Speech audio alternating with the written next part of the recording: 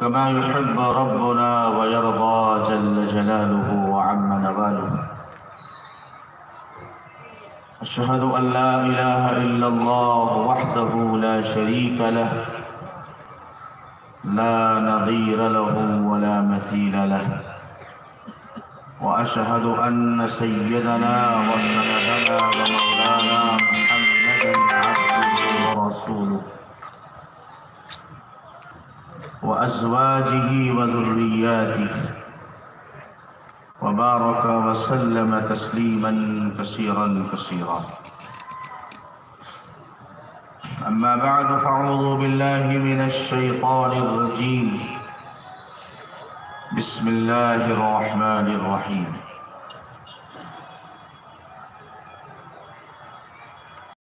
أيها الذين آمنوا لا تلهكم أموالكم ولا أولادكم عن ذكر الله، ومن يفعل ذلك فأولئك هم الخاسرون.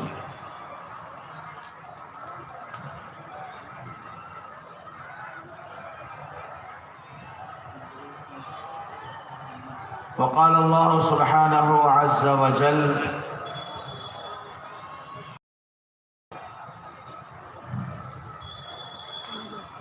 ولو أن أهل القرى آمنوا واتقوا لفتحنا عليهم بركات من السماء والأرض. صدق الله مولانا العظيم وصدق رسوله النبي، ونحن على ذلك لمن الشاهدين والشاکرین والحمد للہ رب العالمین. ایک بار سارے حضرات درود شریف پڑھ لیں. اللہم صلی وسلم وبارک علی سیدنا و مولانا محمد عبدک و حبیبک و رسولک صلوات اللہ وسلامہ علیہ. یا رب صلی وسلم دائما ابدا علی حبیبک خیر الخلق کلہم.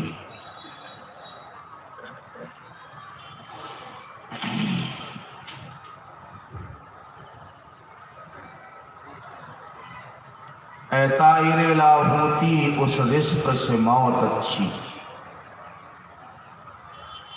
اے طائر لاہوتی، اس رزق سے موت اچھی، جس رزق سے آتی ہو پرواز میں کوتاہی. حضرات، علماء کرام، بزرگوں، بھائیوں، دوستوں، میری ماں اور بہنوں، قرآن مقدس کی دو آیتیں میں نے آپ کے سامنے تلاوت کی. اللہ تعالیٰ نے ان دونوں آیتوں میں ایمان والوں سے خطاب فرمایا ہے. بہت ہی ماشاءاللہ جذباتی اور پرمغز خطاب ابھی آپ نے حضرت مولانا جاوید صاحب دامت برکاتہم کا سماعت فرمایا ہے. اب آپ تھوڑا سنجیدگی کے ساتھ اس فقیر کی چند گزارشات اپنے ذہن و دماغ میں اتارنے کی کوشش کریں گے انشاءاللہ. تو مجھے یقین ہے کہ اللہ تعالیٰ اس کی برکت سے آپ کی آخرت بھی سنواریں گے اور دنیا بھی سنواریں گے.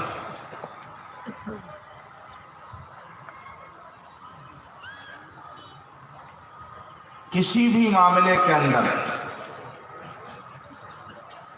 مذہب اسلام نے اعتدال کو پسند کیا ہے. درمیانی راہ، دوستی میں بھی اور دشمنی میں بھی. اور دوستی اور دشمنی کا معیار اللہ کے پیارے نبی، ہم سب کے آقا سید الاولین والآخرین حضرت محمد الرسول اللہ سب کہو صلی اللہ علیہ وسلم نے عجیب ارشاد فرمایا من اعطا للہ ومنع للہ ومن احب للہ وابغض للہ فقد استکمل الایمان. محبت اللہ کے لیے، نفرت اللہ کے لیے، دینا بھی اللہ کے لیے اور دینے سے رک جانا بھی اللہ کے لیے. جس شخص کے اندر یہ کیفیت پیدا ہو گئی اس کا ایمان مکمل ہو گیا۔ احب للہ، محبت اس لیے آپ سے ہے کہ آپ دیندار ہیں، محبت اس لیے آپ سے ہے کہ آپ اسلام اور اسلامی شعائر کی حفاظت کے لیے کوشش کرتے ہیں، محبت اس لیے آپ سے ہے کہ آپ دین کے قلعوں کی حفاظت کے لیے کوشاں رہتے ہیں، محبت اس لیے آپ سے ہے کہ آپ حضرت محمد الرسول اللہ صلی اللہ علیہ وسلم کے لائے ہوئے مبارک دین کو اس سرزمین پر برپا اور قائم اور نافذ کرنا چاہتے ہیں۔ نفرت اس لیے ہے کہ وہ شرابی ہے، نفرت کسی سے اس لیے ہے کہ وہ جواری ہے، نفرت کسی سے اس لیے ہے کہ وہ ماں باپ کا نافرمان ہے، نفرت اس لیے ہے کہ وہ حضرت محمد الرسول اللہ صلی اللہ علیہ وسلم کی سنتوں کو معاذ اللہ اپنے جوتوں کی ٹاپوں سے روندنے اور مسلنے کی ناپاک کوشش کر رہا ہے، نفرت اس لیے ہے کہ وہ ہجڑوں اور بڑھوں کے طریقے سے ڈی جے کے سامنے تھرکتا اور مٹکتا ہے، نفرت اس لیے ہے کہ اس نے اپنی خاندانی شرافت کو ضائع اور برباد کر دیا ہے، خاندان میں مفتی صاحب کا نواسہ ہے، حاجی صاحب کا داماد ہے اور مولانا صاحب کا پوتا ہے اور قاضی صاحب کا بھانجا ہے، لیکن اس نے اپنی خاندانی شرافت کا لحاظ اور پاس نہیں رکھا، وہ منچلے لوگوں کی صحبتوں میں بیٹھ کر لوگوں کی غلط صحبتیں اختیار کر کے اس نے اپنے آپ کو غلط روش پہ ڈالا ہے، اس لیے اس سے نفرت ہے، اور نفرت اس کے عمل سے ہے، اس کی ذات سے نفرت نہیں ہے، بیمار سے نفرت نہیں ہے، بیماری سے نفرت ہے، گندگی سے نفرت ہے، اور اس انسان سے نفرت نہیں ہے۔ من احب للہ وابغض للہ واعطى للہ ومنع للہ فقد استقبل الایمان، اس کا ایمان مکمل ہو گیا۔ اللہ اس کے رسول کی نگاہ میں جو اللہ کے لیے محبت کرتا ہو، اللہ کے رسول کے لیے محبت کرتا ہو اور نفرت اس لیے کرتا ہو کہ وہ اللہ اور اس کے رسول کے دین کو نقصان پہنچا رہا ہے، اور دینے میں اور دینے سے رک جانے میں اللہ ہی کی رضا مقصود ہو تو اس کا ایمان مکمل ہو گیا۔ ہمارے اندر یہ چار چیزیں اگر آ جائیں، اللہ کے لیے محبت اور اللہ ہی کے لیے نفرت، دینا اللہ کے لیے اور نہ دینا اللہ کے لیے، اس لیے دے رہے ہیں کہ برادری میں ہماری ناک اونچی ہو جائے گی، اور اس لیے نہیں دے رہے ہیں کہ اس سے ہماری تجارت کا نقصان ہو جائے گا، یہ ایمان کے نقصان اور ایمان کی کمی کی بات ہے۔ اللہ کے لیے دینا اور اللہ کے لیے نہ دینا، قرآن مقدس نے بڑی عجیب بات ارشاد فرمائی۔ ہم جو کچھ آج واہی تباہی اور خرافاتوں کے اندر مبتلا ہے، اس کا سبب کیا ہے؟ یا تو ہم کو مال کے نشے نے گمراہ کیا ہے یا اولاد کی محبت نے گمراہ کیا ہے۔ جو لوگ اپنے بیٹوں کی شادیوں کے اندر نت نئے تقاضے رکھ رہے ہیں اور نئے نئے طریقے ایجاد کر رہے ہیں، وہ اس لیے کر رہے ہیں یا تو برادری میں ہماری ناک اور شان بڑھ جائے، یا ہمارا بیٹا اور بیٹے کے ناعاقبت اندیش دوست خوش ہو جائیں۔ اللہ کو راضی کرنا، اللہ کو خوش کرنا، حضرت محمد الرسول اللہ صلی اللہ علیہ وسلم کو راضی کرنا، آپ کے دین کو تقویت پہنچانا، یہ ہمارا مقصد حیات نہیں رہ گیا، ہمارا منشا نہیں رہ گیا، تو اللہ تبارک و تعالیٰ نے جو کیا ہے وہ ہماری اور آپ کی آنکھوں کے سامنے۔ لاک ڈاؤن لگا گزشتہ سال 22 مارچ کو، بہت سے مدرسوں کے جلسے بھی نہیں ہو پائے، دین کا مدارس کا جو عظیم نقصان ہوا ہے اس سے کوئی ناواقف نہیں ہے، بہت بڑا نقصان۔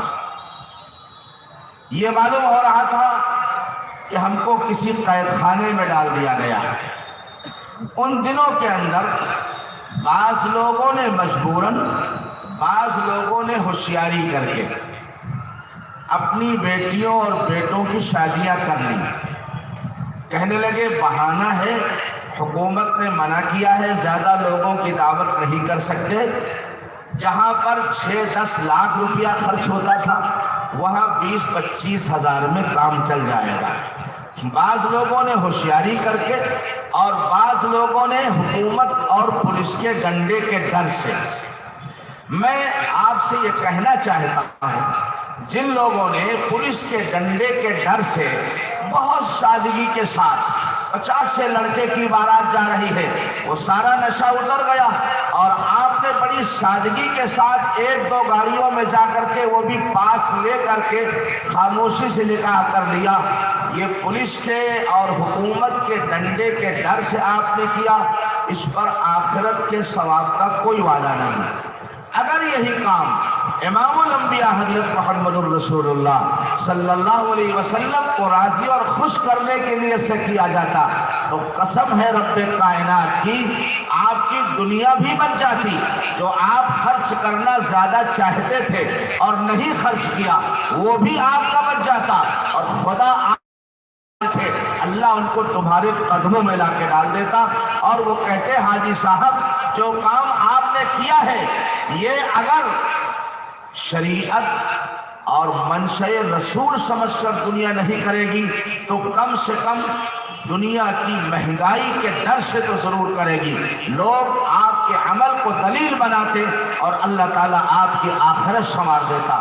لیکن افسوس ہے امت پر، بلند باغ دعوے ہیں اللہ کی محبت کے، جناب رسول پاک علیہ السلام کی محبت کے، لیکن جب شادی بیاہ کا موقع آتا ہے تو انسان اس وقت ان تمام فرامین کو بھول جاتا ہے.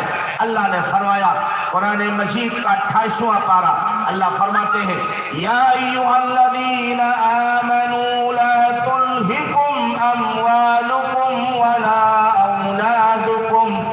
ولا أولادكم عن ذكر الله ومن يفعل ذلك فأولئك هم الخاسرون. ایمان والو، جیسے آپ اپنے بیٹے سے کہیں میرے بیٹے، پیار بھرا خطاب ہے، اللہ بہت پیار سے فرما رہے ہیں اولاد اور تمہارا مال تم کو اللہ کی یاد سے غافل نہ کرنے پائے. کیا مطلب؟ اللہ کی یاد سے غافل نہ کرنے پائے. آپ کہو گے مولانا ہم صبح بھی تسبیح پوری کرتے ہیں، شام کے وظائف پورے کرتے ہیں، ہمارے پیر اور شیخ نے جو وظیفہ بتایا اس کو بھی پورا کرتے ہیں. ٹھیک ہے، لیکن ذکر کا مطلب یہ نہیں ہے کہ آپ صبح شام کی تسبیح پوری کر لیں. ذکر کا مطلب یہ ہے جس موقع پر اللہ اس کے رسول کا جو حکم ہے وہ منشأ نبوت کو سمجھ کر اس موقع پر آپ شریعت کے منشا اور شریعت کی نہج کو سامنے رکھ کر کے اس طریقے پر اس عمل کو، اس کارگزاری کو پورا کریں. یہ ہے اصل ذکر. اصل ذکر یہ ہے شادی ہوئی تو کیا کرنا ہے، بارات گئی تو کیا کرنا ہے، دلہن گھر میں بہو بن کر آئی تو اس وقت اللہ کے نبی کا طریقہ کیا ہے، گھر میں لڑکا پیدا ہوا ہے تو نبی کا حکم کیا ہے، عقیقہ ہے تو نبی کا حکم کیا ہے، اور ختنہ ہے تو نبی کا حکم کیا ہے، اس کی تعلیمی سلسلے کی شروعات ہو رہی ہے تو نبی کا طریقہ کیا ہے. یہ اصل ذکر ہے. جو زندگی کے مرحلے ہیں ان زندگی کے مرحلوں میں اللہ اور اس کے نبی کے طریقوں کو زندہ کرنا یہ اصل ذکر ہے. ہم غلط فہمی کا شکار ہیں کہ ہم نے آج 4 پارے تلاوت کر لیے، الحمدللہ، مبارک ہو، یہ بھی ذکر ہے. ہم نے 100 مرتبہ سبحان اللہ، 100 مرتبہ الحمدللہ، 100 مرتبہ اللہ اکبر، 100 بار استغفار اور 100 بار درود شریف کی ہم نے تسبیح پوری کر لی. بے شک یہ بھی ذکر ہے، لیکن آپ یہاں سے ہٹے اور آپ کے گاؤں کے کسی منچلے کی بارات جا رہی ہے اور وہاں ڈی جے بج رہے ہیں اور آپ کے چہرے پر سنت رسول بھی ہے اور آپ نے ٹوپی بھی لگا رکھی ہے اور جناب عالی آپ نے کرتا پیجامہ بھی پہن رکھا ہے اور اسی بارات کے ساتھ شامل ہو کر کے آپ بھی خرامہ چل رہے ہیں، اس وقت آپ کو احساس ہونا چاہیے تھا میں ابھی تو گناہوں سے توبہ کر کے آیا ہوں، 100 بار میں نے استغفار پڑھا ہے اور 100 بار ہم نے استغفار کی تسبیح پڑھی ہے، میں نے اللہ کے سامنے اپنے گناہوں سے معافی مانگی ہے اور پھر میں گناہوں کے اندر شامل ہونے کے لیے جا رہا ہوں۔ یہاں ڈی جے بج رہا ہے، یہاں بھڑوے تھڑک رہے ہیں، یہاں کجرے مٹک رہے ہیں، یہاں تو ہمارا رہنا لوگ ہمارے عمل کو دلیل بنائیں گے۔ بھائی حاجی صاحب بھی شامل تھے اور مولانا صاحب بھی شامل تھے اور ایک طالب علم پگڑی باندھے ہوئے بھی شامل تھا اور چشمہ کرتا پیجامہ لگائے ہوئے لوگ بھی شامل تھے۔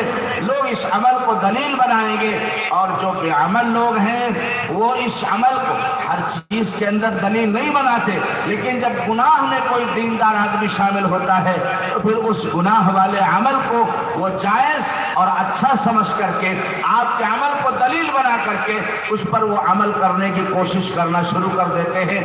اس لیے میرے دوستوں اور بزرگوں، میں نے یہ عرض کیا کہ ہماری اور آپ کی یہ سوچیں اس وقت اللہ کا حکم کیا ہے۔ مثلا آپ کے یہاں ایک رسم ہے، بچے کا عقیقہ جب کرتے ہیں تو 1.25 مہینے پر کوئی تقریب کرتے ہیں۔ شریعت میں اللہ کے رسول علیہ السلام کی سنت میں 1.25 مہینے یعنی 40 دن پورے ہونے پر کسی تقریب اور کسی دعوت کا کوئی تذکرہ نہیں ملتا۔ حضور پاک صلی اللہ علیہ وسلم کے 2 نواسوں کا تذکرہ حدیث پاک کے اندر آتا ہے۔ سیدنا حضرت حسن رضی اللہ عنہ جب 7 دن کے ہوئے اور اللہ کے نبی کی خدمت میں حضرت علی لے کر آئے تو اللہ کے رسول نے پوچھا، علی تم نے بچے کا کیا نام رکھا؟ کہا حضور میں نے حرب نام رکھا ہے۔ حرب، حرب کے معنی جنگ، جھگڑالو۔ یہ قریش کا مزاج تھا، بہادری کے نام۔ حضور نے فرمایا نہیں، جھگڑا فساد نہیں، ان کا نام حسن رکھو۔ حسن نام رکھا گیا اور رسول پاک صلی اللہ علیہ وسلم نے 7ویں دن حضرت حسن کا عقیقہ کرایا اور 2 مینڈھے آپ نے ذبح کرائے۔ حضرت حسین رضی اللہ تعالیٰ عنہ پیدا ہوئے، 7ویں دن حضرت حسین کا بھی عقیقہ حضور نے کیا اور 1 مینڈھا ذبح کرایا۔ حضرت مولانا منظور نعمانی رحمت اللہ علیہ نے معارف الحدیث کے اندر لکھا ہے کہ اللہ کے نبی صلی اللہ علیہ وسلم نے امت کے لیے سہولت پیدا فرما دی۔ حالات بہت اچھے ہیں تو 7ویں دن اپنے بیٹے یا پوتے یا نواسے کا عقیقہ کرو اور 2 بکرے یا 2 مینڈھے ذبح کرو، اور اگر حالات کچھ کمزور ہیں تو 1 بکرا ذبح کرنے سے بھی کام چل جائے گا۔ بعض جگہ یہ بھی غلط فہمی ہے کہ اگر لڑکی کا عقیقہ ہے تو بکری ذبح ہونی چاہیے اور اگر لڑکے کا عقیقہ ہے تو بکرا ذبح ہونا چاہیے۔ ایسا کوئی مسئلہ نہیں ہے، لڑکے کے عقیقے میں بکری ذبح کی جا سکتی ہے اور لڑکی کے عقیقے میں بکرا بھی ذبح کیا جا سکتا ہے۔ بہرحال میں یہ بتا رہا تھا کہ رسول اللہ صلی اللہ علیہ وسلم نے 7ویں دن عقیقہ کرایا۔ حضرات مفتی علیہ کرام نے فقہا نے لکھا ہے کہ عقیقہ سنت 7ویں دن یا 14ویں دن یا 21ویں دن۔ حضرت حکیم الامت رحمت اللہ علیہ نے لکھا ہے کہ عقیقہ جب کرو اور نام رکھنا بھی 7ویں دن سنت ہے۔ نام رکھنا بھی، میں جدہ کے اندر تھا، ہمارے ایک عزیز کے یہاں لڑکا پیدا ہوا، میرے پہنچنے سے پہلے انہوں نے ایک عالم سے، پاکستانی عالم سے اس کا نام پوچھا۔ انہوں نے کہا 7ویں دن نام پوچھنے آنا، 7ویں دن نام رکھنا سنت ہے۔ نام تو رکھنا ہی ہے تو 7ویں دن رکھو، سنت ادا ہو جائے گی جناب رسول پاک علیہ السلام کی۔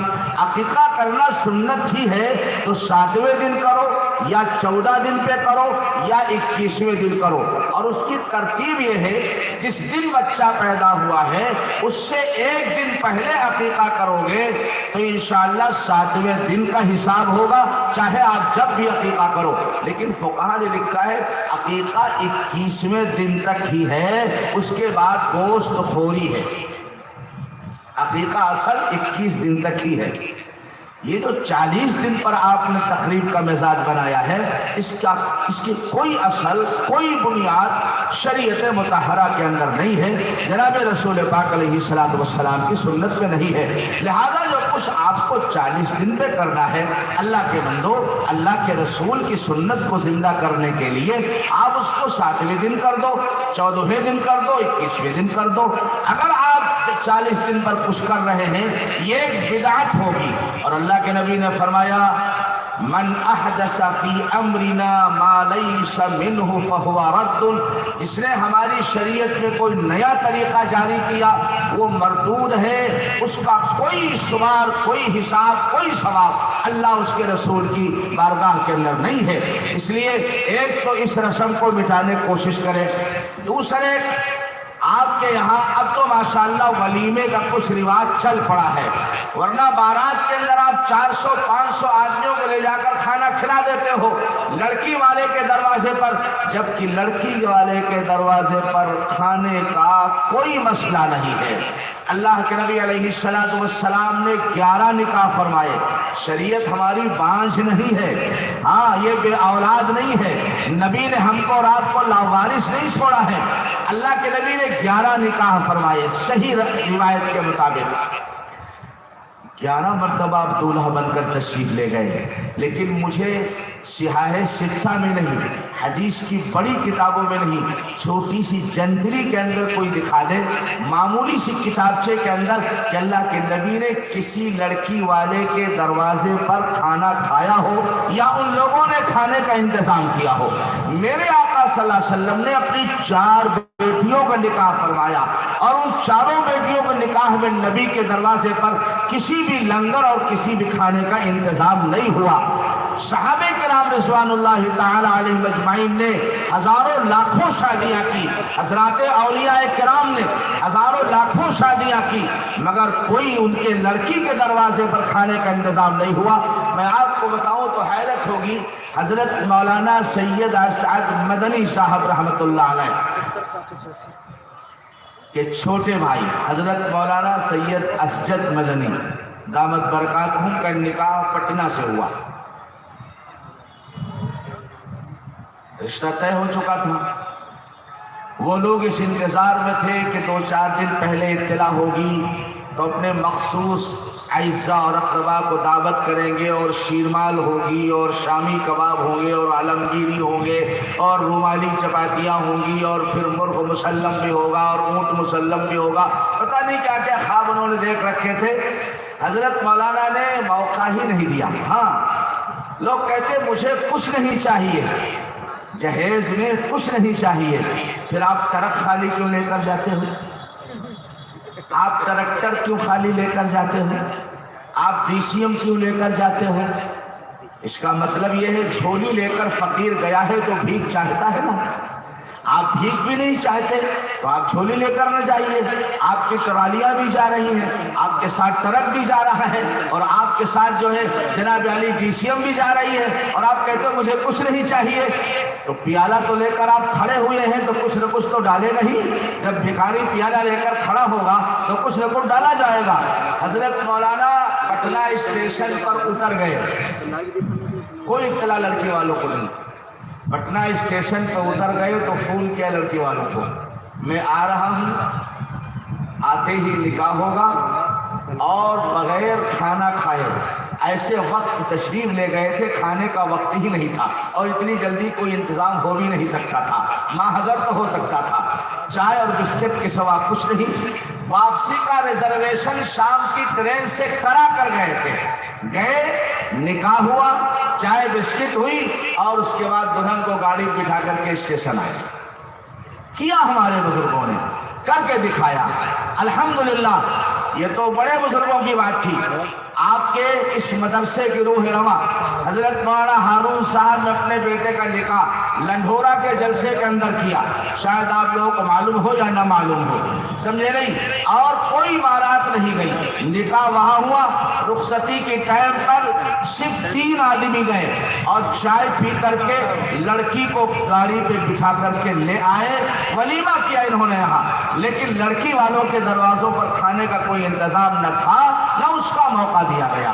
میرے عزیزوں، میرے بزرگوں، میں عرض کرنا چاہتا ہوں، انسان ارادہ کر لے۔ لوگ کہتے ہیں مولانا اس ماحول میں کیسے ہو سکتا ہے، لوگوں نے کر کے دکھایا ہے۔ لکھنؤ کے اندر ایک مشہور ادارہ ندوۃ العلماء ہے، وہاں ایک مولانا ظہور الحق صاحب تھے سیتاپور کے، ندوے میں پڑھاتے تھے۔ ان کا لڑکا نوجوان ہو گیا، لڑکے کو لفافہ دیا اور کہا پیسنجر ٹرین سے بیٹھو، 10 بجے وہ ٹرین سیتاپور پہنچے گی، یہ لفافہ اپنے چچا کو دے دینا۔ میں نے یہ واقعہ پڑھا، قسم خدا کے لیے رونگٹے کھڑے ہو گئے کہ اللہ کے بندے جب کرنا چاہتے ہیں تو کتنی سادگی سے کر لیتے ہیں۔ لفافہ لے کر یہ نوجوان لڑکا حافظ قرآن عالم دین گیا، اور چچا اس کو نہیں معلوم اس لفافے میں کیا لکھا ہوا، اس میں کیا خط میں کیا لکھا ہوا ہے۔ لفافہ لے کر گیا، چچا کو دیا، تو چچا نے اس کو جب کھول کے پڑھا تو اس میں لکھا تھا بڑے بھائی نے کہ میرا لڑکا جوان ہو چکا ہے، تمہاری بیٹی بھی بالغ ہو چکی ہے، اگر میں آپ کی بیٹی کے ساتھ اپنے بیٹے کا رشتہ مان رہا ہوں، اگر پسند ہو تو میرے بیٹے کے ساتھ نکاح کر دو۔ باپ بھی نہیں گیا، صرف خط بھیجا ہے، خط بھیجا ہے۔ خط ملا، بھائی بھی سلجھا ہوا تھا۔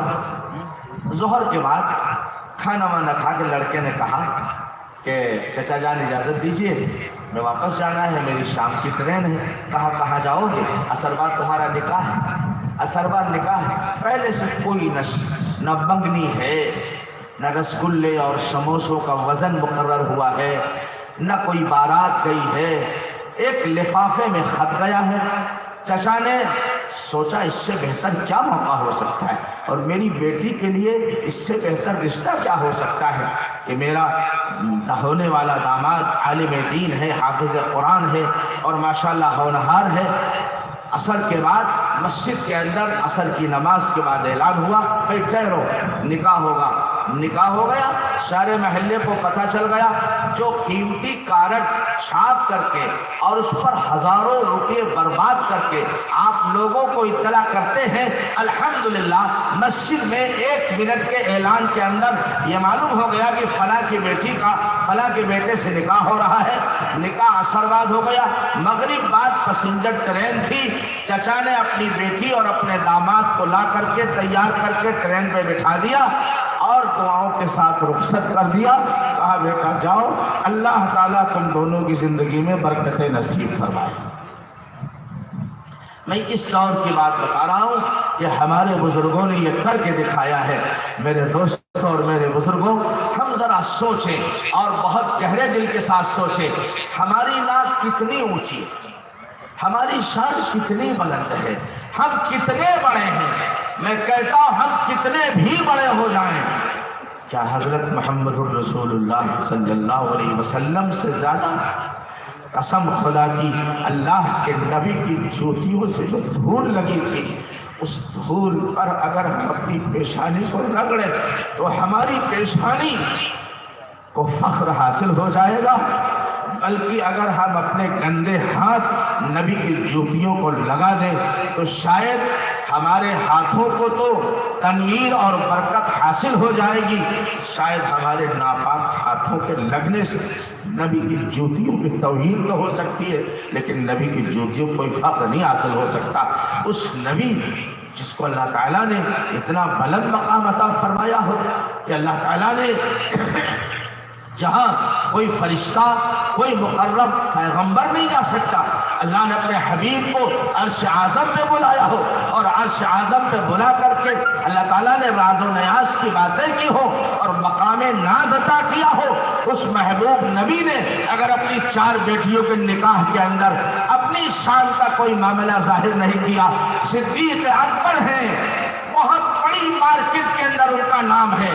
ہاں، اسلام لانے سے پہلے یمن کی منڈی میں اور ملک شام کی منڈی میں صدیق اکبر کی امیج بنی ہوئی تھی۔ لوگ بڑی عزت کے ساتھ صدیق اکبر کے نام کو جانتے تھے۔ جس طریقے سے کسی آدمی کی منڈی میں ایک اس کی عزت اور اس کا ایک امیج بن جاتا ہے، صدیق اکبر کی امیج تھی۔ خالی ان کی اطلاع پر لوگ لاکھوں کا مال دے دیتے تھے، عائشہ صدیقہ کا نکاح حضرت محمد رسول اللہ صلی اللہ علیہ وسلم کے ساتھ کیا، اتنی سادگی کے ساتھ کیا، بلکہ صدیق اکبر نے اس موقع پر جو باتیں فرمائی وہ ہمارے لیے روشن دلیل ہے۔ میں یہ آپ کے سامنے عرض کرنا چاہتا تھا، ہم اپنے گاؤں کے پردھان ہیں، اپنے علاقے کے چودھری اور مکھیا ہیں، ہم بہت بڑے ہو جائیں گے لیکن حضرت محمد صلی اللہ علیہ وسلم کی ڈیوٹیوں کا مقابلہ نہیں کر سکتے۔ اس پاک نبی نے اگر اپنی بیٹی سیدہ فاطمہ کے نکاح کے اندر یہ جو اس طالب علم نے کیا، لفافہ لے کر گیا، گویا اپنے نکاح کا پیغام خود لے کر گیا، یہ حضرت علی کی سنت، حضرت علی کی سنت۔ حضرت علی رضی اللہ تعالیٰ عنہ سے صدیق اکبر نے کہا، بھائی علی، رسول اللہ صلی اللہ علیہ وسلم کی لخت جگر فاطمہ الزہرا بڑی ہو چکی ہیں، اللہ کے نبی متفکر ہیں، بیٹی کے نکاح کے سلسلے میں علی آپ رشتہ لے کر جاؤ، شاید اللہ کے نبی منظور فرما لیں۔ حضرت علی حاضر خدمت ہوئے۔ ایک روایت میں یہ ہے کہ دبے لفظوں میں کہا اور ایک روایت میں ہے کہ خاموش بیٹھ گئے۔ اللہ کے نبی نے پیشانی کی سلوٹوں کو دیکھ کر سمجھ لیا اور فرمایا، علی کیا فاطمہ کے ساتھ پیغام نکاح لے کر آئے ہو؟ سر ہلایا، مثبت انداز میں کہا، ہاں یا رسول اللہ، نکاح کا پیغام لے کر آیا ہوں۔ اللہ کے نبی علیہ السلام نے اس پیغام کو قبول فرمایا اور پیغام کو قبول فرما کر کے کتنی سادگی سے نکاح کیا۔ مجھے تفصیل کا موقع نہیں ہے، میں نے حضرت مولا ہارون صاحب سے کہا ہے میں 1 گھنٹہ بیان کروں گا، ابھی تو اور علماء کرام کا خطاب آپ کو سننا ہے، پھر رات مجھے روڑکی کی جامع مسجد میں شب برات کے عنوان سے مفصل بیان کرنا ہے، اس لیے میں اپنا بیان ختم کر کے یہاں سے چلا بھی جاؤں گا آپ کی دعاؤں کے ساتھ۔ میں عرض کر رہا تھا، اللہ کے نبی نے حضرت علی سے کہا، علی حق مہر ادا کرنے کے لیے کچھ ہے تمہارے پاس جس کو ہم بھولے بیٹھے اور جس پر نکاح کے وقت جھگڑے ہوتے ہیں؟ لڑکی والا چاہتا ہے مہر زیادہ مقرر کیا جائے، لڑکے والے چاہتے ہیں کہ نکاح کم مقرر کیا جائے، اور اگر کوئی بڑی شان والا ہے تو کہتا ہے کتنا لکھو گے؟ 50,000 لکھو گے؟ 5 لاکھ لکھ لو، لکھنا ہی تو ہے، دینا تو ہے نہیں۔ جب مر جائیں گے تو محلے کی بوڑھیاں ہماری بیوی کو چارپائی کے بعد بٹھا کر کے کہیں گے معاف کر دے، اور بیچاری جانتی زندگی میں منحوس آدمی نے دیا نہیں تو اب کیا ملے گا، بیچاری مان نہ مان کسی نہ کسی طریقے سے وہ معاف کر دیتی ہے۔ اور اللہ کے نبی نے فرمایا یہ قرض ہے، قرض، جس طریقے سے قرض آپ کو ادا کرنا پڑے گا قیامت کے میدان میں، بیوی کا مہر اگر اس نے صدق کے دل کے ساتھ معاف نہیں کیا تو آپ کو قیامت کے دن اس کو ادا کرنا پڑے گا۔ حق مہر ادا کرنے کے لیے حضرت علی کی زرہ بکوائی جناب رسول پاک علیہ السلام نے۔ زرہ بیچ کر جو پیسہ لایا گیا، حضرت فاطمہ الزہرا کا مہر اس سے ادا کیا گیا اور کچھ تھوڑا سا سامان خریدا گیا۔ اللہ کے نبی علیہ السلام نے خود بنفس نفیس نکاح پڑھایا اور آپ نے چھہارے تقسیم فرمائے، سوکھی کھجوریں، یہ آپ نے کیا۔ نہ آپ کے ہاں بکرا ذبح ہوا، نہ مرغے ذبح ہوئے، نہ اونٹ ذبح ہوا۔ ایک صاحب نے کہا کہ بھائی حضور کے پاس نہیں تھا اس لیے نہیں کھلایا۔ میں نے کہا معاذ اللہ، یہ کلمہ کفر ہے، حضور کے پاس نہیں تھا۔ حضور کو شہنشاہ کائنات بھی کہتے ہو، شہنشاہ کونین بھی کہتے ہو، سردار دو جہاں بھی کہتے ہو، اور کہتے ہو حضور کے پاس کچھ نہیں تھا۔ ایسا نہیں ہے، میں نے عرض کیا مان لو تھوڑی دیر کے لیے سرکار دو جہاں علیہ السلام کے پاس کچھ نہیں تھا، لیکن ہاتھ تو تھے، دعا تو تھی۔ اگر موسیٰ علیہ السلام کی قوم کے لیے، سنو میری بات کو، اگر موسیٰ علیہ السلام کی قوم بنی اسرائیل کے لیے 40 سال تک میدان تیہ کے اندر من و سلوہ خدا اتار سکتا ہے، عیسیٰ علیہ السلام کی قوم کے لیے عیسیٰ علیہ السلام کی دعا پر ربنا انزل علینا مائدۃ من السماء تکون عیدا لأولنا وآخرنا وآیۃ منک وارزقنا وانت خیر الرازقین۔ اس آیت میں اللہ نے اس مائدے کا تذکرہ فرمایا ہے۔ اگر عیسیٰ علیہ السلام کی قوم کے لیے آسمان سے دسترخوان اتر سکتا ہے، اور حضرت شیخ الحدیث مولانا زکریا صاحب کاندھلوی رحمۃ اللہ علیہ نے ایک واقعہ لکھا ہے. ایک بزرگ سفر کر رہے تھے ایک آتش پرست سادھو کے ساتھ. دونوں کو بھوک لگی تو سادھو نے اس مسلمان اللہ کے ولی سے کہا اے محمدی اگر تیرا رتبہ کچھ اللہ کے پاس ہے تو اللہ سے دعا کر کچھ کھانے کا انتظام ہو جائے. ایک دسترخوان آسمان سے اترا. اس محمدی حضرت محمد الرسول اللہ صلی اللہ علیہ وسلم کا کلمہ پڑھنے والے نیک انسان کی دعا پر اللہ تعالیٰ نے آسمان سے دسترخوان اتارا. دونوں نے کھایا پھر آگے سفر پہ روانہ ہو گئے. جب 2 دن گزر گئے اور پھر بھوک لگی تو اس اللہ کے ولی نے سوچا کہیں دوبارہ پھر مجھ سے یہ نہ کہہ دے. ایک بار اللہ نے قبول کر لیا دوبارہ قبول کرے یا نہ کرے تو بڑی شرمندگی ہوگی. لہٰذا انہوں نے پہلے اس سادھو سے کہا پہلے میں نے دعا کی میرے اللہ نے دسترخوان اتارا تیری باری ہے تو اپنے بھگوان سے دعا کر کے میرے لیے کھانے کا انتظام کرا. اس نے ہاتھ اٹھائے تھوڑی دیر کے بعد 2 دسترخوان اترے. اس سادھو کی دعا پر جب 2 دسترخوان اترے تو اس محمدی کو بڑا قلق ہوا. سوچا یا اللہ میں لا الہ الا اللہ محمد الرسول اللہ کا پڑھنے والا میری دعا پر ایک دسترخوان اور یہ تجھے مانتا نہیں تیرے نبی کو جانتا نہیں تیرا کلمہ پڑھتا نہیں شریعت کو کچھ انس نہیں لگتا اور اس کے کہنے پر 2 دسترخوان. اتنا رنج ہوا. دسترخوان لگا تو اس سادھو نے کہا آئیے آپ کھانا کھا لیجئے. کہا میرا کھانے کا دل نہیں چاہتا ہے. اندر رنج تھا غم تھا فکر تھی کہ میرے دعا پر ایک دسترخوان اور اس سادھو کافر کے دعا پر 2 دسترخوان. اس نے کہا آپ کھانا کھا لیجئے میں 2 خوشخبریاں آپ کو سنا رہا ہوں. اللہ سادھو نے کیا کہا میں 2 خوشخبریاں سنا رہا ہوں. پہلی خوشخبری اشہد ان لا الہ الا اللہ واشہد ان محمدا عبدہ ورسولہ. کلمہ پڑھا اپنے ایمان کا اعلان کیا. کہا پہلی خوشخبری یہ کہ میں مسلمان بنتا ہوں. دوسری خوشخبری یہ ہے یہ دسترخوان جو اترے ہیں یہ ہماری دعا سے نہیں تمہاری برکت سے اترے ہیں. میں نے اللہ سے کہا تھا اے اللہ اگر اس محمدی کا آپ کی نگاہ میں کوئی مقام اور مرتبہ ہے تو میری لاج رکھ لے اور دسترخوان آسمان سے اتار دے. میں نے آپ کے واسطے سے دعا کی ہے تمہارے وسیلے سے دعا مانگی ہے تو اللہ تعالیٰ نے 2 دسترخوان اتارے ہیں. لہذا خوش ہو جائیے میرے لا الہ الا اللہ محمد الرسول اللہ پڑھنے کا اعلان بھی سنیے اور خوشخبری سنیے کہ آپ کی برکت سے اللہ نے دسترخوان اتارے. آپ کا مقام اللہ کی نگاہ کے اندر یہ ہے.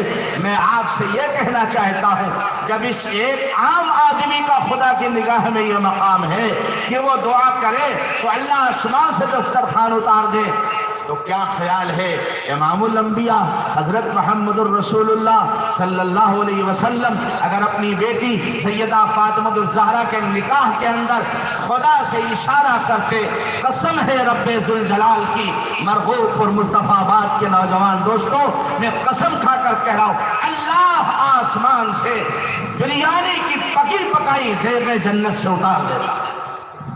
تو میں اتارتا کہ نہ اتارتا؟ اگر اللہ اپنے نبی کی سواری کے لیے جنت سے براق بھیج سکتا ہے اگر اللہ اپنے نبی کی جو ہے جائز خواہشات کے پورا کرنے کے لیے اللہ تعالیٰ آسمان سے انتظام فرما سکتا ہے تو بیٹی کے نکاح میں مدعوین کے کھلانے کے لیے لوگوں کے پیٹ بھرنے کے لیے اور ان کی آسودگی کے لیے خدا جنت سے پکی پکائی دے میں اتار سکتا تھا. لیکن امام الانبیاء صلی اللہ علیہ وسلم نے نکاح میں اگر دعا کر کے اللہ سے جنت سے دے میں اتروا لیتے اور آج کے دور کا امتی اپنے حبیب صلی اللہ علیہ وسلم کی سنت کے مطابق اپنی بیٹی کا نکاح کرنا چاہتا تو کلیجہ مسوس کے رہ جاتا چونکہ اس کی دعا میں تو یہ طاقت نہیں تھی کہ جنت سے ریخیں اتر جاتی. اس لیے اللہ کے پیارے پیغمبر نے وہ طریقہ ایجاد فرمایا وہ سنت اختیار فرمائی کہ آپ کے گاؤں کا مکھیا آپ کے علاقے کا چودھری وزیر اعظم اور سلاطین عالم میں سے کوئی بڑا سلطان اور بادشاہ بھی نبی کی شادہ سنت پہ عمل کر کے اپنا سر فخر سے اونچا کر سکتا ہے. اور ایک رکشہ چلانے والا، اسٹیشن پر حمالی اور کھلی کا کام کرنے والا، ایک ٹھیلیا ڈھکیلنے والا بھی اگر نبی کی سنت کے مطابق اپنی بیٹی کا نکاح کرنا چاہے تو انشاءاللہ وہ اپنی بیٹی کا نکاح نبی پاک علیہ السلام کی سنت کے مطابق کر سکتا ہے. ذرا غور کرو، آج ہم نے جو طریقے ایجاد کیے ہیں، یا ہم نے ان طریقوں سے نبی پاک علیہ السلام کی سنت کو زندہ کرنے کے بجائے دفن کرنے کی کوشش نہیں کی ہے؟ کیا آپ نے جوتوں کی ٹاپوں سے رودنے کی کوشش نہیں کی ہے؟ ابھی میں نے 4-5 دن سہارا اخبار کے اندر پڑھا تھا، یا تو مظفر نگر شادی کی سارے انتظامات ہو گئے، لڑکے والے نے فون کیا کہ میں اس شکل میں آپ کی لڑکی سے اپنے بیٹے کا نکاح کروں گا، ایک اسکارپیو گاڑی چاہیے اور ایک ٹریکٹر ٹرالی کے ساتھ چاہیے. مسلمانوں کی بات ہے. جب لڑکی والوں نے انکار کیا، بھئی میری طاقت اتنا سامان دینے کی نہیں ہے، تو اس نے کہا بندوق کی نوک پر لڑکی کو اٹھا لاؤں گا. ظاہر ہے شاسن پرشاسن بھی ہے. پھر اس علاقے کی لوگوں نے مل کر کے پنچایت کی اور اس آدمی کا بائیکاٹ کیا. میرے دوست اور بزرگوں، جب ایک مسلمان کے بارے میں یہ خبر اخبار کے اندر چھپی، میں نے جب پہلے یہ سنا کہ بندوق کی نوک پر لڑکی کو اٹھا لاؤں گا تو میں نے سوچا یہ کسی غیر مسلم کی بات ہوگی. لیکن جب میں نے خبر کو پڑھا اور اس میں نام مسلمانوں کے تھے تو مجھے انتہائی دکھ ہوا کہ ہم کسی کے سامنے کیا کہہ سکتے ہیں، ہم سر اٹھا کر کے کیسے زبان کھول سکتے ہیں، اور ہم آنکھ کھول کر کس طریقے سے بات کر سکتے ہیں کہ مسلمانوں کے اندر یہ غلط روش آ گئی ہے کہ جس نبی نے یہ فرمایا تھا کہ لڑکی نعمت ہے اور لڑکے والے بھکاری ہیں. میاں زور کس بات کا دکھاتے ہو، مونچھوں پہ تاؤ کس بات کا دے رہے ہو؟ ایک بزرگ نے فرمایا لڑکی والے تو بھکاری ہوتے ہیں، منگنی کرنے جاتے ہو. اگر لڑکے والے انکار کر دے، لڑکی کا باپ انکار کر دے، میں اپنی بٹیا کو نہیں بھیجوں گا، بھائی کوئی طاقت جو اٹھا لائے. سوچنے کی بات ہے. ہم نے حضرت محمد الرسول اللہ صلی اللہ علیہ وسلم کو کتنا رسوا کیا ہے، ہم نے دین کو کتنا ملیا میٹ کیا ہے. پھر اللہ تعالیٰ اگر ظالموں کو ہمارے سروں پہ مسلط کرتے ہیں تو ہم لعنت ملامت کرتے ہیں. میں نے ابھی اعظم گڑھ کے اندر 4 دن پہلے یہ بات کہی تھی. میں نے کہا اسلام کو کسی اور سے کوئی نقصان نہیں ہے. مسلمانوں، اسلام کو، سنت رسول اللہ کو ہم نے اور آپ نے معاذ اللہ خاتم بدین اپنے جوتا کی ٹاپوں سے رودنے کی کوشش کی ہے. ایک فقیر کا واقعہ سنا کے بات ختم کرتا ہوں. دلی کی جامع مسجد کے دروازے پر ایک فقیر بھیک مانگ رہا. ایک انگریز آیا یورپ سے، اس نے اپنے پرس سے، اپنے بٹوے سے کچھ کرنسی نکالی، اپنے ملک کی کرنسی نکال کر فقیر کو دے دیا. دلی جامع مسجد کو دیکھا اور دیکھنے کے بعد واپس اپنے روم پہ چلا گیا، ہوٹل میں، لاڈج میں جہاں وہ ٹھہرا ہوا تھا. 6-7 دن کے بعد جب اس کی واپسی کا وقت آیا تو دیکھا کہ پرس اس کا غائب ہے. پرس میں ویزا، پاسپورٹ، ضروری کاغذات اور اس کے پیسے، ملک کی کرنسی. بہت پریشان ہوا. آخرکار اپنے ملک کے ایمبیسی سے، اس نے سفارت خانے سے رابطہ کیا، پاسپورٹ بنوایا، دوسرا ویزا لیا، اور ویزا لینے کے بعد تیاری کر لی. جاتے وقت اس کی بیوی نے کہا ایک دن سفر میں باقی ہے، چلے ایک بار دلی جامع مسجد کی زیارت اور کر لے، اللہ کا گھر ہے. حالانکہ غیر مسلم تھا، عیسائی تھا، انگریز تھا. زیارت کر لے ایک بار. دونوں گئے. جب گئے تقریباً 15 دن کے بعد تو دیکھا کہ وہ فقیر وہ پرس اور بٹوا لیے ہوئے جیسے کسی انسان کی تلاش میں کھڑا ہوا ہو اور وہ انتظار میں کھڑا ہوا ہے. جیسے اس آدمی انگریز کے چہرے کو دیکھا، آگے بڑھا اور کہا صاحب یہ بٹوا آپ کا ہے، گر گیا تھا، مجھے ملا ہے، اگر آپ کہیں تو آپ لے لیجئے. اس نے دیکھا، اوپر کی شکل سے پہچانا کہ یہ بٹوا اور پرس میرا ہی ہے. اندر جب کھول کے دیکھا تو اس کے اندر ویزا بھی ہے، پاسپورٹ بھی ہے اور پوری پیسے، پوری رقم، پورے ریال کہہ لیجئے، کرنسی کہہ لیجئے، سب اس کے اندر موجود ہے، ایک پیسہ کم نہیں ہوا۔ اس کا دل دہلنے لگا کہ یا اللہ یہ فقیر ہے، پاسپورٹ ویزا کہیں پھینک دیتا، جو کرنسی اس کے اندر تھی اگر اس کو یہ بھنوا لیتا اور انڈین کرنسی بنا لیتا تو اس کے وارے نیارے ہو جائے، اس کو پھر بھیک مانگنے کی ضرورت نہ پڑتی۔ آخر کار اس نے پوچھ لیا کہ آپ بھکاری ہو؟ کہا ہاں صاحب۔ فقیر ہو؟ کہا ہاں۔ بھیک مانگتے ہو؟ اپنے بچوں کا اس سے پیٹ پالتے ہو؟ کہا ہاں۔ کہا اس کے اندر اتنی کرنسی تھی، اگر آپ اس کے پیسے بنا لیتے تو آپ کو پوری زندگی بھیک مانگنے کی ضرورت نہیں پڑتی، بہت عیش میں آپ زندگی گزر جاتی۔ یہ بٹوا آپ نے مجھے کیوں واپس کر دیا؟ نہ آپ کا مجھے پتا تھا، نہ مجھے معلوم تھا کہ آپ نے چرایا اور آپ نے لیا ہے۔ آپ نہ واپس کرتے تو میں نہ کوئی مقدمہ دائر کر سکتا تھا، نہ آپ پر کوئی FIR کرا سکتا تھا۔ آپ اس کو ہضم کر جاتے تو آپ کا کچھ نہ بگڑتا، آپ نے یہ مجھے واپس کیوں کر دیا؟ علاقے کے نوجوان دوستو، اللہ کرے یہ اس بات میری سمجھ میں آ جائے۔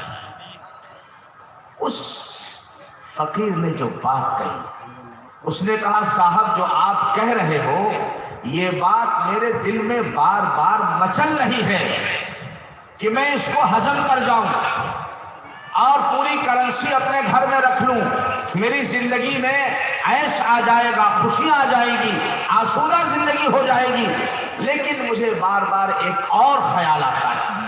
پوچھا وہ کیا خیال آتا ہے؟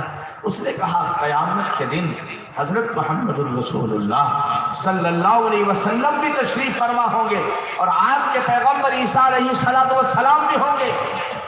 اس وقت اللہ تعالیٰ دودھ کا دودھ اور پانی کا پانی الگ کر دے گا۔ فَمَن يَعْمَلْ مِثْقَالَ ذَرَّةٍ خَيْرًا يَرَهُ وَمَن يَعْمَلْ مِثْقَالَ ذَرَّةٍ شَرًّا يَرَهُ۔ ذرہ برابر نیکی بھی سامنے آ جائے گی اور ذرہ برابر برائی بھی سامنے آ جائے گی۔ اس وقت اگر عیسیٰ علیہ السلام کو یہ پتا چلا کہ حضرت محمد صلی اللہ علیہ وسلم کے امتی نے عیسیٰ علیہ السلام کے امتی کا پرس غائب کر دیا تھا اور چرا لیا تھا اور پیسے ہضم کر لیے تھے، اگر قیامت کے میدان میں بھری انسانیت کے اندر آپ کے نبی عیسیٰ علیہ السلام نے میرے نبی سے آ کر شکایت کر دی کہ اے محمد صلی اللہ علیہ وسلم یہ آپ کا امتی ہے جس نے میرے امتی کا بٹوا چرا لیا تھا، تو میرے نبی کا سر غیرت اور شرم سے جھک جائے گا، میرے نبی کو قیامت کے میدان میں ندامت اور شرمندگی کا سامنا کرنا پڑے گا۔ اس لیے بار بار دل میں یہ مچل پیدا ہوئی، ہلچل پیدا ہوئی، میں اس بٹوے کو ہضم کر جاؤں، کرنسی میں لے لوں، لیکن بس ایک خیال، سب کچھ ہو جائے، ہم بھیک مانگتے مانگتے مر جائیں، ہمارے بچے فاقہ کشی کے اندر مبتلا ہو جائیں اور وہ اسی دلی جائے مسجد کی سیڑھیوں پر بھیک مانگ کر زندگی گزار دیں، یہ سب گوارا ہے۔ لیکن حضرت محمد صلی اللہ علیہ وسلم قیامت کے میدان میں کسی اور انسان کے سامنے آپ کو رسوا ہونا پڑے، نادم اور شرمندہ ہونا پڑے، یہ مجھے گوارا نہیں ہے کہ میرے نبی کو میری وجہ سے کوئی شرمندگی اٹھانی پڑے، اس لیے میں نے یہ بٹوا آپ کو واپس کر دیا ہے۔ میرے عزیزوں، میرے دوستوں، ہم اور آپ ذرا غور کریں، یہاں فقیری کا معاملہ نہیں ہے، حکمری کا معاملہ نہیں ہے، فاقہ کشی کا معاملہ نہیں ہے، صرف اپنے من کے چند چونچلے پورے کرنے کے لیے، برادری کے اندر جھوٹی ناک اور آن اور شان اور بان کے لیے، اور ذرا لوگ ہماری تعریف کریں گے۔ کبھی حیدر گڑھ کے اندر ایک صاحب نے نکاح کیا، پہلا انہوں نے یہ گناہ کیا، بفے سسٹم کیا، کھڑے کھڑے کھانے کا، تعلقات تھے، وہ کار کے میکینک ہیں، اس بنیاد پر مجھے دعوت کی، میں بھی گیا، تو میں نے کہا بھئی کھانے کا انتظام کہاں؟ مولانا بس ابھی آپ کے لیے بٹھا کر کے انتظام کریں گے۔ پھر وہ غائب ہو گئے۔ پھر ایک صاحب ملے، میں نے کہا بھئی مجھے جانا ہے، تو کچھ کرسیاں اور میز پڑے ہوئے تھے، باقی لوگ کھڑے کھڑے کھا رہے تھے۔ چمرگند جانتے ہو؟ مرے جانور کے اوپر جو چیل اور چمرگند ٹوٹتا ہے وہ تو پھر بہتر ہوتے ہیں، بھوکا کتا اگر کسی مرے جانور پر گرتا ہے تو وہ پھر بہتر ہوتا ہے۔ اس طریقے سے لوگ ٹوٹے پڑ رہے تھے اور ایسی تھو اور ایسی بے عزتی ہوئی ہے ان کی، کسی یعنی بعد کی رپورٹ یہ ہے کوئی آدمی 4000 کے مجمع میں یہ نہیں کہہ سکا کہ جتنی چیزیں انہوں نے تیار کرائی تھی وہ ساری چیزیں مجھے ملی کھانے کو۔ کسی کو رسگلہ ملا تو سموسہ نہیں ملا، چپاتی ملی تو سالن نہیں ملا، سالن ملا تو پانی نہیں ملا۔ یعنی میں ان کا ایک معزز مہمان تھا، میں تو ایک معمولی انسان ہوں، میں ان کی نگاہ میں بتا رہا ہوں، لیکن مجھے بھی پانی تقریباً آدھا گھنٹہ نہیں مل پایا۔ میں نے اپنے بچے سے کہا وہ وہاں جہاں لوگ ناشتہ کر رہے ہیں وہاں جاؤ، وہاں سے پانی ملے گا۔ تو میں نے پانی پیا، ہاتھ دھویا، باہر نکل آیا، پھر میں نے ان سے ملاقات بھی نہیں کی۔ لیکن دیکھا ہر انسان پریشان ہے۔ یعنی انسان جب اللہ اس کے رسول کی شریعت کو پامال کر کے ٹھکرا کر کے جھوٹی شان کے لیے کوئی کوشش کرتا ہے، کبھی اللہ ڈھیل دیتے ہیں اور کبھی اللہ فوراً رسی کھینچ لیتے ہیں اور انسان وہیں پہ ذلیل ہو جاتا ہے۔ اور ہر انسان کہتا ہے یار یہ پاگل تھا، یہ دیوانہ تھا، اس نے ایسا غلط کام کیا۔ ابھی تک سانڈ چرتے تھے، ابھی تک بیل اور گائے چرتی تھی، اب انسان بھی چرنے لگے۔ یہاں پر سالن ہے، وہاں پہ مرغ ہے، اور وہاں پہ چپاتیاں ہیں، اور وہاں پہ جناب پانی ہے۔ بیلوں کی طرح چلتے رہیے اور چرتے رہیے۔ اور ہماری اور آپ کی زبان میں کہا ہے وہ بہت VIP آدمی ہیں جو کھڑے کھڑے پیشاب کرنے لگے، کھڑے کھڑے کھانا کھانے لگے، جانوروں کی طرح چلتے پھرتے ہوئے چرنے لگے۔ وہ آپ کی نگاہ میں VIP ہے؟ نہیں۔ امام الانبیاء حضرت محمد مصطفیٰ صلی اللہ علیہ وسلم کا دین ہماری اور آپ کی ان حرکتوں سے ذلیل ہو رہا ہے۔ اس لیے میرے عزیزوں اور میرے بزرگوں، میں آپ سے بڑی محبت کے ساتھ یہ بات میں عرض کروں گا کہ اللہ کے واسطے ہم اور آپ آئیں، صحیح راستے پر آئیں، آپ کی دنیا بچے گی۔ آپ 50 بلورو لے جا رہے ہیں، اگر 2 بلورو سے آپ کا کام چل جائے گا انشاءاللہ 48 بلورو کا کرایہ آپ کا بچے گا۔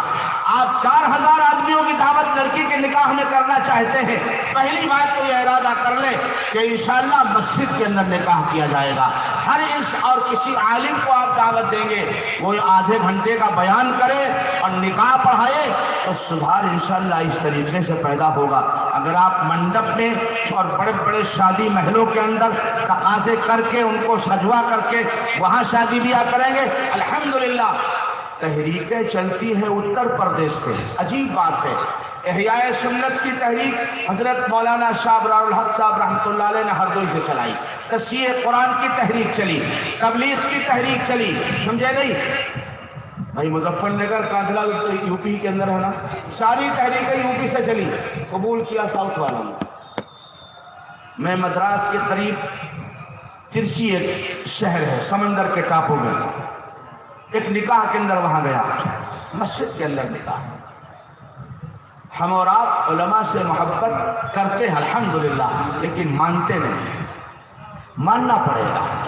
صرف مصافحہ کر لینا یہ سمجھ کر کے کہ برکت حاصل ہو جائے گی، بے شک خوشی کی بات ہے، محبت کی بات ہے، اللہ اس کو مبارک فرمائے۔ میرے نبی نے فرمایا اگر کوئی کسی عالم سے مصافحہ کرتا ہے تو گویا وہ حضرت رسول پاک سے مصافحہ کرتا ہے۔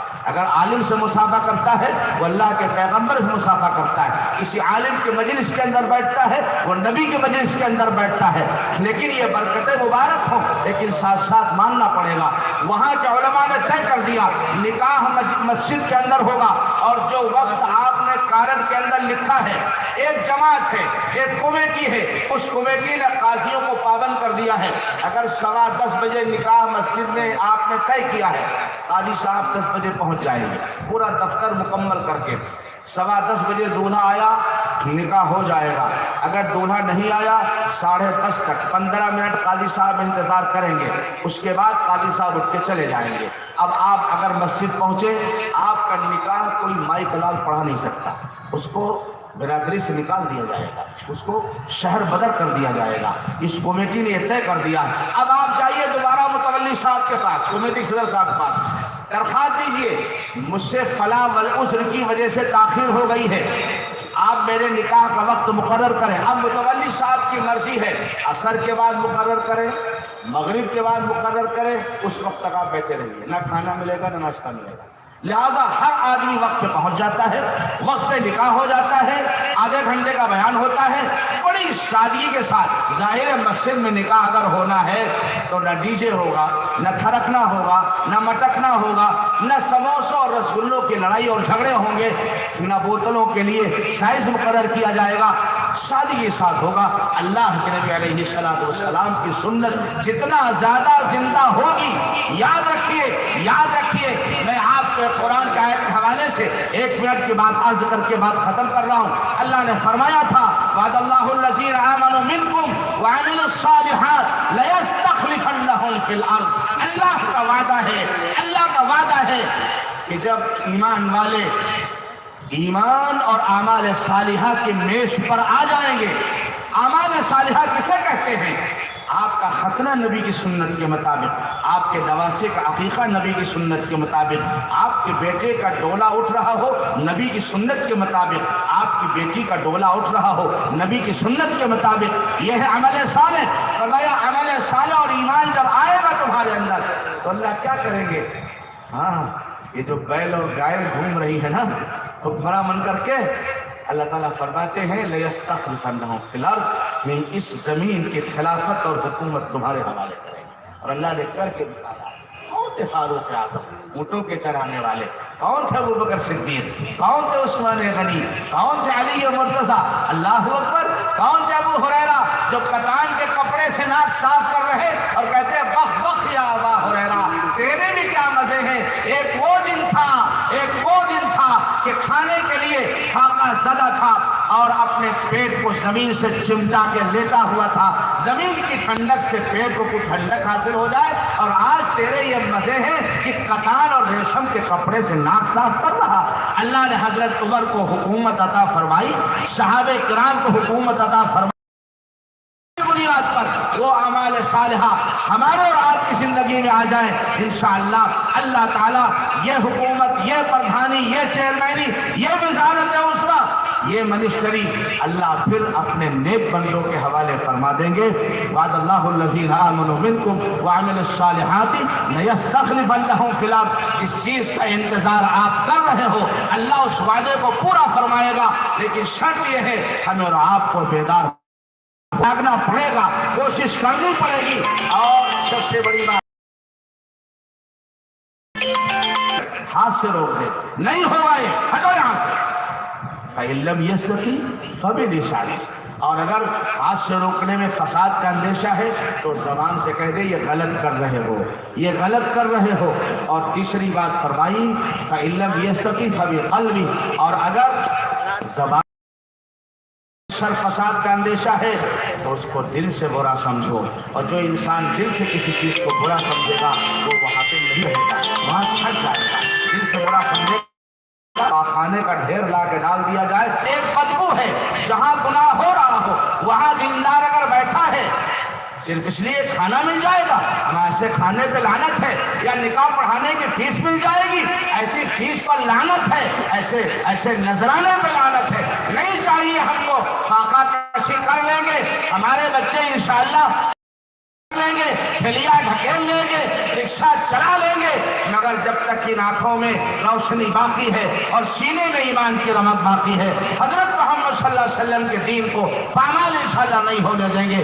دل سے برا سمجھے، اور نبی نے فرمایا وَذَلِكَ أَضْعَفُ الْإِيمَانِ، یہ ایمان کا سب سے کمزور درجہ ہے۔ وفی روایت وَلَيْسَ بَعْدَ ذَلِكَ حَبَّةٌ مِّنْ خَردَلٍ، درود کی محفل گرم ہے اور حاجی صاحب بھی بیٹھے ہیں، نمازی صاحب بھی بیٹھے ہیں، اور بفے سسٹم ہے، لوگ کھڑے کھڑے کھا رہے ہیں، مولانا صاحب بھی کھا رہے ہیں، اس لیے کھا رہے ہیں کہ پردھان جی چندہ نہیں دیں گے، نہ دیجئے، مدرسہ کھولا خدا کے لیے، مدرسے میں تالا ڈالنے کے خدا کے لیے، لیکن دین کا سودا انشاءاللہ نہیں کریں گے، دین کا سودا نہیں کریں گے۔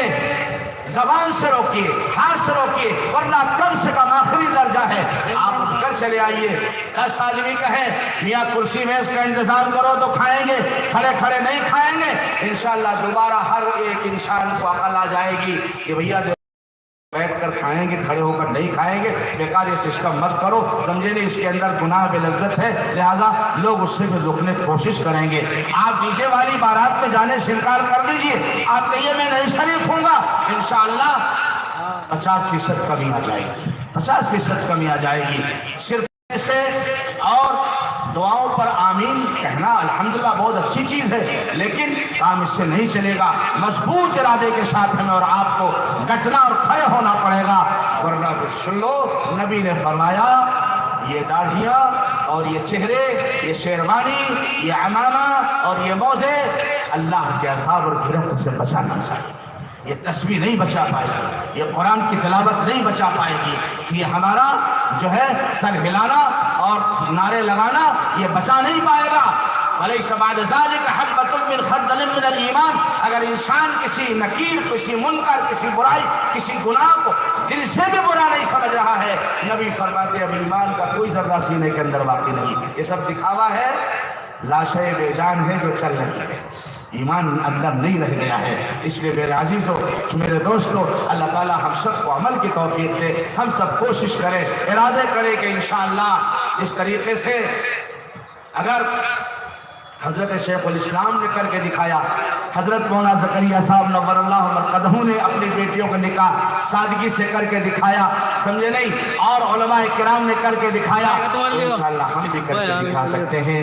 علماء سے، اولیاء کرام سے، صحابہ کرام سے، پیغمبروں سے، اللہ کے رسول سے محبت کا تقاضا یہی ہے کہ انشاءاللہ ہم اسی روش پر آئیں گے اور انشاءاللہ بہت سادگی کے ساتھ کریں گے۔ 10 سال دبئی کے اندر آدمی رہا اور ایک بیٹی کی نکاح کے اندر ساری دولت خرچ کرتی، سبڑا کوئی پاگل ہے کیا؟ ریال لگے فضول کے اندر توڑ کے لے آیا ہے۔ میں نے کئی سفر وزٹ پہ کیے ہیں اور میں نے دیکھا ہے کہ دبئی وغیرہ کے اندر سعودی جو لوگ کام کرتے ہیں ان کو کتنے پاپڑ بیلنے پڑتے، رات 2 بجے تک میرے ساتھ بیٹھے رہے اور 5 بجے پھر واپس آ گئے، اللہ جانے سوئے نہیں سوئے، 5:30 بجے بس آئی کمپنی کی، ان کو جانا ورنہ بس چھٹ جائے، غیر حاضری لگ جائے گی۔ میں نے کہا جس طرح ڈیوٹی کی پابندی تم یہاں کرتے ہو، اگر اس طریقے سے اللہ کے حکموں کی پابندی کر لو، اللہ تم کو ولی بنا دے گا۔ ہاتھ اٹھاؤ گے تو خدا تمہارے ہاتھوں کو محروم نہیں کرے گا، اللہ تمہارے ہاتھوں کو محروم نہیں کرے گا۔ تو عرض کرنے کا مقصد یہ ہے کہ اللہ نے دولت دی ہے، آپ بچا کے رکھیے، آپ کے پوتوں میں کام آئے گا، نواسوں کام آئے گا، آپ کی پشتوں کام آئے گا۔ آپ تماشا نہ دکھائیے، اسراف نہ کیجئے، فضول خرچی نہ کیجئے، شیطان کے بھائی مت بنیے۔ ان المبذرین کانوا اخوان الشیاطین، رب کائنات نے فرمایا تھا فضول خرچی کرنے والے شیطان کے بھائی ہیں۔ لہٰذا جتنی رسمیں ہیں، جس طریقے سے ہم گاڑی خریدنا چاہتے ہیں تو کسی جاننے والے سے مشورہ لیتے ہیں، شادی کے اندر اگر شیرمال بنوانا ہے، سالن بنوانا ہے، بریانی بنوانا ہے، 10 لوگ اس پوچھتے کہاں کا نان بائی آئے، پکانے والا کہاں کا، بولا سہارنپور کا یا میرٹھ کا یا لکھنؤ کا یا حیدرآباد کا، لیکن جو اصل سنت ہے نکاح، اس کے بارے میں کبھی کوئی مشورہ کرتا ہے مفتی صاحب سے، شیخ الحدیث صاحب سے، مولانا سے کہ مولانا صاحب اس میں میرے نبی کی سنت کیا ہے، دولہا کیا کر کے نکلے گھر سے، کون سے دعا پڑھ کے نکلے اور کس طریقے سے نکلے، اس کے بارے میں کوئی مشورہ نہیں ہوتا ہے۔ اس لیے میرے دوستو، علماء کرام سے محبت اور تعلق پیدا کیجئے اور ان سے مشورہ لے کر کے اپنی دنیا کی تمام تقریبات کو انجام دینے کی کوشش کیجئے۔ پیسہ آپ کا بچے گا، ہم کو نہیں چاہیے، الحمدللہ ثم الحمدللہ، مجھے نہیں چاہیے۔ آپ کا پیسہ آپ کے بیٹوں کے کام آئے گا، نواسوں کام آئے گا۔ اپنی بیٹی کے نام پر کوئی پلاٹ خرید کے آپ ڈال دیجئے پیسہ بچا کر کے، وہ انشاءاللہ اس کی زندگی کا بھی کام آئے گا۔ اس کے نام بینک بیلنس کر دیجئے، آپ فضول خرچی مت کیجئے۔ اور ایسا بازار لگانا کپڑوں کا، سامان کا، جہیز کا، یہ تو اور زیادہ لعنتی کام ہے۔ اس سے نوجوانوں کا مزاج بگڑتا ہے، جب دیکھتے ہیں کہ وہاں اسکارپیو کھڑی ہے، وہاں ماروتی کھڑی ہے، وہاں اپاچی موٹر سائیکل کھڑی ہے، تو اس کے دل کے اندر بھی امنگیں پیدا ہوتی ہیں۔ میرے ابا جان بھی کہیں ایسے رشتہ کریں جہاں کم سے کم اگر نہیں اسکارپیو تو کم از کم ماروتی تو مل ہی جائے، وہ لڑکے والا بیچارہ غریب کہاں سے لائے گا؟ اس لیے میرے دوستوں اور بزرگوں، جو دینا ہے وہ چھپا کر کے دے، ایک دن پہلے بھیج دو یا ایک دن بعد میں بھیجیں۔ لڑکے والے ٹرک لے کر، ٹرالیاں لے کر، ڈی سی ایم لے کر کے بالکل نہ آئے۔ لڑکی والوں کو اپنی بیٹی کو دینا ہے، دینا ناجائز نہیں ہے، فضول خرچی حرام ہے۔ ضرورت کا سامان دو، چاہے پہلے بھیج دو چاہے بعد کے اندر بھیجو۔ مارکیٹ اور بازار مت لگاؤ کہ دوسرے لوگوں کا دیکھ کر کے دماغ خراب ہو اور ان کے دماغ کے اندر ہلچل پیدا ہو اور وہ غلط روش اختیار کرنے کی کوشش کریں۔ اس لیے میرے دوستوں اور بزرگوں،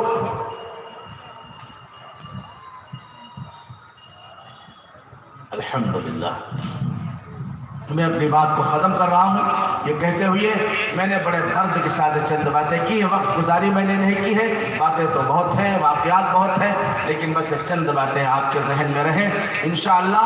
مسلم اصلاح بورڈ نے حضرت مولانا سید ارشد مدنی صاحب نے، حضرت مولانا رابع حسنی صاحب نے اور تمام مکاتب فکر کے علماء نے یہ اپیل کی ہے کہ اس وقت جو ہے سادہ طریقہ نکاحوں کے اندر اختیار کیا جائے، اختیار کرنے سے عمل کرنے سے انشاءاللہ کام بنے گا۔